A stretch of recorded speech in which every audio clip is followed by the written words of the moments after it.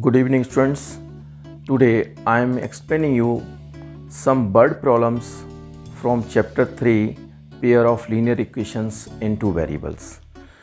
जो एज से related questions हैं उनको हम मैथमेटिकली इक्वेशंस में कैसे कन्वर्ट करते हैं, तो वो वर्ड प्रॉब्लम्स सबसे पहले डिस्कस कर रहे हैं। मैंने एक्सरसाइज 3.1 से क्वेश्चन आपके लिए एक सॉल्व किया है, वन क्वेश्चन, ठीक है, उसको मैं एक्सप्लेन कर रहा हूँ। Aftab tells his daughter, 7 years ago I was 7 times as old as you were then. ठीक है, आफ्ताब अपनी बेटी से कहता है कि 7 साल पहले जो मेरी उम्र थी वो आपकी उम्र से 7 टाइम्स थी, 7 गुना ज़्यादा थी। ओके, और सेकंड स्टेटमेंट भी है, also 3 years from now I shall be 3 times as old as you will be. अब से 3 साल बाद जो मेरी उम्र होगी आपसे 3 गुना ज़्यादा होगी, 3 टाइम्स होगी। तो इस टाइप के क्वेश्चंस को हम कैसे सॉल्व करते हैं उसको सबसे पहले समझते हैं।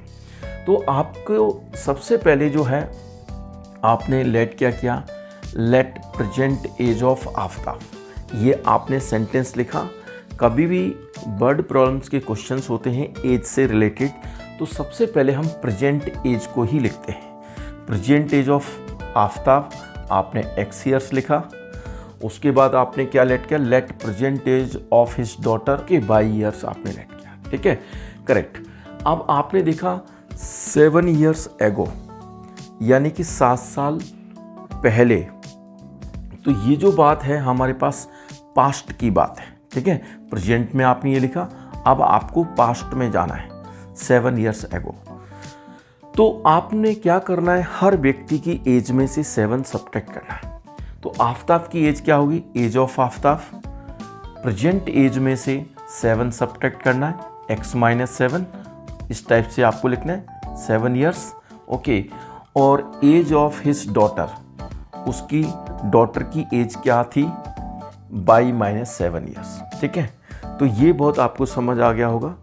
देखिए, अगर आप कहते हो कि अगर आपकी एज फॉर एग्जाम्पल 14 years है अभी, ओके, तो 7 साल पहले आपकी एज कितनी थी, तो आप प्रेजेंट एज में से, ये आपकी प्रेजेंट एज है, प्रेजेंट एज में से आप 7 को सब्ट्रैक्ट करेंगे तो आपकी एज 7 years थी, ओके। तो इंडिविजुअली आपने क्या किया, दोनों की पास्ट की एजेस को लिखा, ठीक है। अब वहाँ रिलेशन क्या लिखा हुआ है, क्या स्टेटमेंट है वो देखिए, 7 years ago I was 7 times as old as you were then, ठीक है, करेक्ट। तो आई कौन कह रहा है, ये आफ्ताब कह रहा है। तो आई की प्लेस पे आपने क्या लिखा, आफ्ताब की एज लिखी, और आपको कौन सी वाली एज लिखनी है, 7 years ago वाली एज। और जैसे आपको पता है कि वाज हो, वर हो, बिल हो, सेल हो, बिकम हो, कुछ भी हो, ये जो वर्ड है वो इक्वल में कन्वर्ट हो जाता है। तो आपने इसकी प्लेस पे इक्वल लिखा, और 7 की प्लेस पे आपने 7 लिखा, और टाइम्स की प्लेस पे आपने मल्टीप्लाई का साइन लिखा, 7 times. As old as you were then, तो एज ओल्ड एज यू यानी किसकी बारे में बात हो रही है, आफ्ताब की डॉटर के बारे में। आफ्ताब अपनी डॉटर के बारे में बोल रहे हैं, ठीक है ना। तो उसके बाद क्या लिखें, 7 times age of his daughter, okay, correct. तो ये आपने स्टेटमेंट को कन्वर्ट कर दिया मैथमेटिक्स इक्वेशन में, ठीक है। 7 को मल्टीप्लाई करेंगे तो ये आपके पास 7 - 49 हो गया, और ये 7 को लेफ्ट साइड में लेके आए, x - 7 - 49, ये 7 राइट साइड में ट्रांसफर हो गया। सो x - 7 इज इक्वल टू -42, ये आपके पास फर्स्ट स्टेटमेंट की इक्वेशन आ गई, करेक्ट, ओके। अच्छा, अब देखो क्या कह रहे हैं, आफ्टर 3 years, ओके, यानी कि 3 साल बाद उसकी जो आफ्ताब की एज होगी उसकी डॉटर से 3 टाइम्स होगी। तो आपने जैसे आपने पास्ट की एज को लिखा, उसी टाइप से आप 3 years लेटर यानी कि फ्यूचर की एज को लिखेंगे। Age of Aftab will be after 3 years, तो प्रेजेंट एज में ही आपने प्लस करना है, करेक्ट।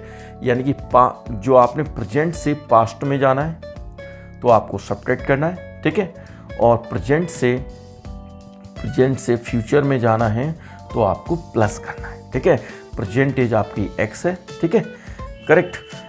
तो age of Aftab will be x + 3 years and age of his daughter will be y + 3 years। ये आपने दोनों पर्सन्स की दोबारा से सेम सेंटेंस टाइप से लिख के दोनों की एजेस को लिख लिया आपने।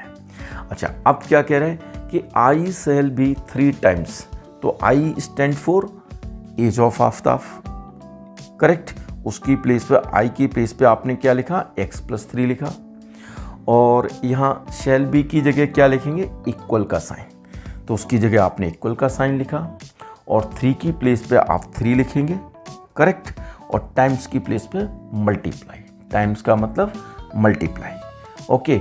And as old as you will be, as old as you यानी you stand for age of his daughter, तो उसकी डॉटर की एज कितनी होगी, y + 3, ठीक है। तो ये 3 आपने इसके साथ मल्टीप्लाई किया, तो x + 3 = 3y + 9, करेक्ट। ये आपको समझ आ गया। और 3y को आप लेफ्ट साइड में ट्रांसफर किया आपने, x - 3y और 9 - 3 ये 6 आ गया। तो ये हमारे पास इक्वेशन नंबर 1 आ गई और ये इक्वेशन नंबर 2 आ गई। अब आपको दोनों इक्वेशंस को सॉल्व करना है, और सॉल्व करने के बाद आपके पास x और y की वैल्यू आ जाएगी, ठीक है ना। और आपको क्या लिखना है, प्रेजेंट एज ऑफ आफ्ताब, जो भी x की वैल्यू आएगी इतने years, and present age of his daughter y की वैल्यू आ जाएगी, ठीक है। तो इस टाइप से आप इस क्वेश्चन को सॉल्व कर सकते हैं, ठीक है। तो अभी मैं कुछ और NCERT में क्वेश्चंस हैं वर्ड प्रॉब्लम्स के, वो और मैं सॉल्व करता हूँ, सभी एक ही वीडियो में करना चाहता हूँ एज से रिलेटेड क्वेश्चंस को, तो आप मेरा वीडियो स्किप मत कीजिए। एक्सरसाइज 3.3 से क्वेश्चन नंबर 3 का 6 पार्ट, जैसा हमने पहले क्वेश्चन किया था बिल्कुल एग्जैक्टली सेम क्वेश्चन है, कोई खास डिफरेंस नहीं है, करेक्ट। तो अभी मैं आपके लिए रीड करता हूँ क्वेश्चन क्या है, देखिए। 5 years hence, the age of Jacob will be 3 times that of his son. Okay, 5 years ago, Jacob's age was 7 times that of his son. What are their present ages? तो आपने जैसा हम unknown quantity से ही start करते हैं, जो हमें find करना होता है वही हम सबसे लेट करते हैं। तो आपने प्रेजेंट एज जैकब की फाइंड करनी है और उसके सन की फाइंड करनी है। तो आपने फर्स्ट सेंटेंस ऐसे लिखना है, let present age of Jacob x years, okay. और आपने क्या किया, let present age of his son y years. तो ये आपने 2 डिफरेंट वेरिएबल लेट कर लिए, ठीक है ना। अच्छा, अब लिखा है 5 years hence, यानी कि अब से 5 साल बाद, ठीक है ना। तो 5 years later, तो अभी देखो आपको प्रीवियस हमने वीडियो में बताया है, प्रीवियस क्वेश्चन में बताया है कि अगर हमें फ्यूचर में फ्यूचर एज फाइंड करनी है तो हम प्रेजेंट एज में क्या करते हैं, हमेशा प्लस करते हैं, ठीक है। तो जो भी हमारे पास प्रेजेंट एज है जैकब की कितना x ईयर्स है, तो 5 years लेटर क्या होगा, एज ऑफ जैकब x + 5, ठीक है, ईयर्स। और उसी टाइप से आपने क्या करना है, age of his son same लिखना है, ओके, करेक्ट। तो ये कितना आ जाएगा, y + 5 आ जाएगा। उसकी परसेंटेज कितनी थी, y थी, और इसमें आपको 5 इंक्रीज करना है, +5 करना है, ठीक है ना। फॉर एग्जाम्पल उसका अगर सन अभी 15 ईयर्स का है फॉर एग्जाम्पल, तो 5 साल बाद वो कितने साल का हो जाएगा, तो ऑब्वियसली आप +5 करेंगे तो वो 20 ईयर्स का हो जाएगा, यानी उसकी जो एज होगी वो 20 ईयर्स हो जाएगी। तो ये करेक्ट, ये आपको दोनों सेंटेंस सेपरेट समझ आ गए। अब क्या लिखा है, 5 years hence age of Jacob, तो आपने एज ऑफ जैकब की प्लेस पे क्या लिखा, x + 5 लिखा आपने, करेक्ट। और विल बी, इसकी प्लेस पे क्या आता है, हमेशा इक्वल का साइन आता है, वो आपने इक्वल का साइन डाल दिया। और 3 की प्लेस पे आपने 3 लिखा, और टाइम्स की प्लेस पे मल्टीप्लाई का साइन डाल दिया। दैट ऑफ हिज सन, यानी कि जो उसकी सन की एज है, तो आपने y + 5 लिखा, ठीक है, करेक्ट। और आपने अब क्या किया, 3 को मल्टीप्लाई किया तो ये 3y + 15 हो गया, और 3y को लेफ्ट साइड में लेके आए तो x - 3y आ गया, और 15 - 5 10 आ गया। तो ये हमारे पास जो फर्स्ट स्टेटमेंट थी, तो उससे हमारे पास ये इक्वेशन बनी। करेक्ट। अच्छा, अब सेकेंड स्टेटमेंट रीड करते हैं 5 years ago, यानी कि 5 साल पहले। करेक्ट। तो 5 साल पहले क्या होगा, तो अभी suppose present age for example 15 है, तो 5 साल पहले कितनी एज होगी, तो आप प्रेजेंट एज में से क्या करेंगे, 5 सब्ट्रैक्ट करेंगे, यानी कि 10 years। करेक्ट। तो आपने उसी टाइप से यहाँ सेंटेंस लिखना है 5 years ago, ठीक है। एज ऑफ जैकब, तो क्या होगा, प्रेजेंट एज में से 5 सब्ट्रैक्ट करेंगे। Correct. And age of his son, son की एज में से भी 5 माइनस करेंगे। करेक्ट। और क्या रिलेशनशिप गिवन है, 5 years ago age of Jacob, तो आपने जैकब की एज लिखी x-5, और यहाँ क्या लिखा, वॉच, उसकी प्लेस पे इक्वल का साइन, 7 की प्लेस पे 7 आ गया, और टाइम्स की प्लेस पे आपका मल्टीप्लाई का साइन आ गया, एंड दैट ऑफ हिज सन, तो सन की एज आ गई आपके पास। ठीक है ना। ओके, तो x-5 7 को मल्टीप्लाई किया, 7/-35 हो गया, ये भी आपको इक्वेशन क्लियर। और 7 को लेफ्ट साइड में लेके आ गए, x-7 एज इक्वल टू -35 + 5, तो ये -30 आ गया। तो ये हमारे पास इक्वेशन 1 हो गई इसको, और ये इक्वेशन 2 हो गई। दोनों इक्वेशन को सॉल्व करेंगे और x और y की वैल्यू निकालेंगे, और दोबारा से क्या है, हम यहाँ पर ये लेट वर्ड हटा देंगे और सीधा सेंटेंस लिखेंगे प्रेजेंट एज ऑफ जैकब, और यहाँ पर x की वैल्यू लिखेंगे। ठीक है। और present age of his son, y की वैल्यू लिखेंगे। ठीक है। इस टाइप से ये आपका क्वेश्चन कंप्लीट होता है। ठीक है।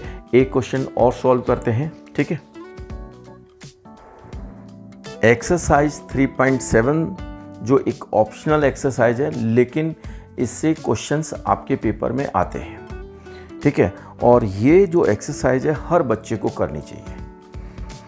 तो इसमें क्वेश्चन जो 1 है वो क्या है, the ages of 2 friends Annie and Biju differ by 3 years। तो आपने क्या किया, एनी की एज को x years लेट किया और बीजू की एज को y years लेट किया। ठीक है। दोनों की एज में जो है 3 years का डिफरेंस है। तो यहाँ पर जो डिफरेंस के पॉइंट ऑफ व्यू से हमारे पास 2 इक्वेशंस बनेंगे, इस बात का आप ध्यान रखिएगा। ठीक है ना। तो पहली इक्वेशन हम बना रहे हैं x-y इज इक्वल टू 3। अगर हम इसमें ये कंसीडर करें कि एनी जो है बीजू से बड़ी है, तो हमारे पास क्या हुआ कि एनी की एज माइनस बीजू की एज, तो 3 years का गैप आ गया। ठीक है। और सेकंड पॉसिबिलिटी हम ये ले रहे हैं कि अगर बीजू जो है वो अपनी सिस्टर एनी से बड़ा है, ठीक है, 3 years, तो क्या होगा, बीजू की एज माइनस एनी की एज, तो 3 years का डिफरेंस होगा। तो डिफरेंस के केस में 2 इक्वेशंस जनरेट होंगी, इस बात का हमें स्पेशली ध्यान रखना है। ठीक है ना। अच्छा, अब इसमें हम आपको एक कंडीशन और बता देते हैं। देखिए, आपने लिखा कि x-y जो है हमने 3 लिखा, ये हमें इक्वेशन समझ आ गई। ठीक है ना। -x, जैसे y-x लिखा है ना, y-x इज इक्वल टू 3 लिखा है। ठीक है ना। तो -x + y is equal to आप 3 ऐसे लिख सकते हैं। ओके। x को हमने पहले लिखा, तो विद नेगेटिव साइन पहले लिखेंगे, y बाद में लिखेंगे। माइनस साइन हम कॉमन ले लेते हैं, तो ये हो जाएगा x-y इज इक्वल टू 3 हो जाएगा। Okay, correct. तो हम नेगेटिव साइन को राइट साइड में ट्रांसफर कर देंगे, तो x-y किसके इक्वल आ गया, -3। ठीक है ना। तो y-x को 3 जो लिखा हुआ है, तो x-y इक्वल टू -3 हम ऐसे लिख सकते हैं। तो कहने का मतलब है कि ये भी x-y और ये भी x-y, तो x-y लेफ्ट साइड तो सेम रहेगा हमारे पास, लेकिन राइट साइड में क्या होगा कि जो 3 है वो प्लस का 3 है, तो +3 ऐसे लिखते हैं और इसके नीचे माइनस डाल देते हैं। तो दोनों इक्वेशन को, इनको हम कंबाइन करके एक सिंगल इक्वेशन ऐसे भी आपको लिखी हुई मिल सकती है कई बुक्स में। तो आप x-y इज इक्वल टू +-3 ऐसे लिख सकते हैं। दोनों का यही सेम मतलब है। ठीक है ना। पॉजिटिव डिफरेंस कब आएगा, जबकि एनी जो है बीजू से 3 years बड़ी होगी। ठीक है ना। और नेगेटिव डिफरेंस कब आएगा, जब हमारे पास क्या है, बीजू जो है वो एनी से 3 इयर्स बड़ा होगा। ठीक है, तो दोनों सेपरेट इक्वेशन ना लिख के आप सिंगल इक्वेशन ऐसे भी लिख सकते हैं, ये भी 100% ठीक है, करेक्ट। कई बुक्स में आप स्टडी करेंगे तो ऐसे लिखा हुआ भी मिल सकता है, ठीक है ना। मैंने आपके लिए सेपरेट दोनों इक्वेशंस बनाई हैं, ठीक है। अच्छा, और सेकंड जो ऑप्शन है लिखने का वो आप ऐसे भी लिख सकते हैं कि ये हमारे पास प्लस हो गया, ठीक है, और ये x माइनस वाई, आंसर हमारे पास 3 आ गया। ओके, तो यहाँ पर जो है x क्या है कि आगे नेगेटिव साइन है तो नेगेटिव हो गया, माइनस x, और ये प्लस है, ठीक है। तो आप क्या करोगे, यहाँ पर माइनस साइन डाल दोगे या प्लस डाल दोगे और आप इसको 3 लिख दोगे, ठीक है ना। तो ये इस टाइप से भी हम लिखते हैं, यानी कि सिंपल कैसे लिखते हैं, प्लस माइनस एक्स और minus plus y is equal to 3, ऐसे भी लिखते हैं। तो देखने में आपको थोड़ा अजीब सा लग रहा होगा क्योंकि ये पहले प्लस माइनस है और यहाँ पर उल्टा होता है, माइनस प्लस, यहाँ प्लस है तो यहाँ माइनस है तो प्लस, यानी कि इस इक्वेशन को हम ऐसे भी लिखते हैं, ऐसे भी लिखते हैं और ऐसे भी लिखते हैं, ठीक है ना। तो बेटर आपके लिए ये है कि इस टाइप से लिखें, वो ज़्यादा अच्छा है, ठीक है ना, क्लियरली, क्योंकि जब सॉल्व करेंगे तभी भी हमें ये इस टाइप से लिखना पड़ेगा, ठीक है ना। तो जो फर्स्ट स्टेटमेंट है हमारे पास कि दोनों की एजेस में 3 इयर्स का गैप है, तो वो हमने आपको फर्स्ट इक्वेशन को एक्सप्लेन किया है, ये 2 इक्वेशंस, ठीक है। अच्छा, अब देखिए सेकंड स्टेटमेंट क्या है, Annie's father Dharam is twice as old as Annie, correct. तो जो एनी के जो फादर हैं उसकी जो एज है वो क्या है, डबल है। तो आपने लिखा एनीज फादर, ठीक है, धर्म, तो धर्म की एज क्या है, ठीक है, as twice as old as Annie. तो धर्म की एज कितनी हो जाएगी, 2 टाइम्स एक्स। ओके, इसमें तो कोई प्रॉब्लम नहीं, बहुत सिंपल है, ठीक है। ओके, अच्छा, अब देखिए क्या लिखा है, and Biju is twice as old as his sister कैथी।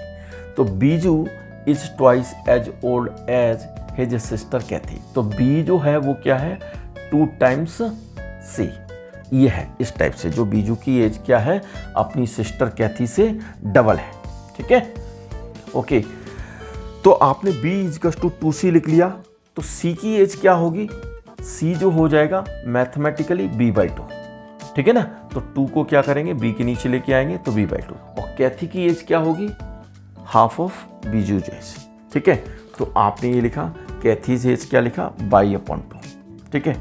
अच्छा, अब यहाँ देखो एक सेंटेंस और है, the ages of Kathy and Dharam differ by 30 years.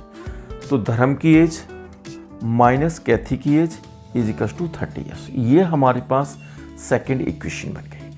अच्छा, इसमें क्यों आपके पास इस टाइप से हम लिख रहे हैं, देखो ऑब्वियसली, देखो जब एनी एंड बीजू दोनों फ्रेंड है, तो जो एनी के जो फादर हैं, एनी के जो फादर हैं धर्म, ठीक है, वो बीजू के भी एक तरह से अंकल हो गए, ठीक है, करेक्ट। ओके, ठीक है, क्योंकि ये दोनों फ्रेंड हैं और एनी के फादर कौन है, धर्म, ठीक है, और बीजू के कौन हो गए हमारे पास, अंकल हो गए। और बीजू की जो सिस्टर है वो है कैथी, तो वो जो सिस्टर है वो बीजू से छोटी है, उसकी एज कितनी, हाफ है। तो ऑब्वियसली कैथी और धर्म, तो कैथी के लिए भी जो धर्म है वो भी अंकल हो गए, ठीक है ना। तो ऑब्वियसली आप कह सकते हैं कि अंकल हैं वो सबसे बड़े होंगे, तो अंकल की एज में से और उसकी सिस्टर की एज को माइनस करेंगे, तभी हमारे पास डिफरेंस 30 पॉजिटिव आएगा। तो यहाँ पर सिर्फ एक ही पॉसिबिलिटी हमारे पास एग्जिस्ट करती है, ठीक है ना। अगर उसकी आंटी वगैरह होती तो हो सकता है कि हम 2 पॉसिबिलिटीज को कंसीडर करते हैं, ठीक है ना। ओके, तो ये आपको क्लियर हो गया। अब आपको इस इक्वेशन के साथ इस इक्वेशन को भी सॉल्व करना है और इस इक्वेशन को इसके साथ भी सॉल्व करना है, ठीक है। आर.डी. शर्मा बुक में एक ऐसा डिफरेंट क्वेश्चन है, उस क्वेश्चन को भी मैं आपके लिए डिस्कस कर रहा हूँ। देखिए उसमें क्या है कि एज ऑफ ए फादर, वो हमने एक एक्स ईयर सेलेक्ट किया है और वहाँ क्या गिवन है आपको, sum of the ages of his 2 children, वो हमने y ईयर्स लेट किया है, करेक्ट।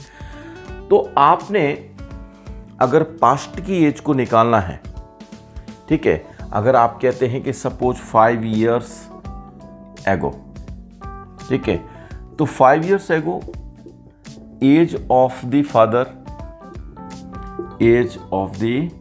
फादर वो क्या होगी, ओके, वो आपके पास x - 5 ईयर्स होगा, ठीक है। जो आपके पास प्रेजेंट एज है x ईयर्स, उसमें से आपको 5 सब्ट्रैक्ट करना पड़ेगा, ठीक है। और age of his 2 children, sum of the ages of his 2 children, तो उसके 2 बच्चों की सम की, 2 बच्चों की एज का सम कितना होगा। तो यहां पर कई बार देखा है कि बच्चे जो है क्या करते हैं स्टूडेंट्स, y - 5 लिखते हैं, वो गलत है। यहां पर एक एरर का पॉइंट है, ठीक है ना। तो इसलिए ही मैंने एक डिफरेंट क्वेश्चन को एक्सप्लेन किया है कि आपको y - 5 ये 2 टाइम्स करना है। तो ये आपके पास y - 10 ईयर्स ये होगा।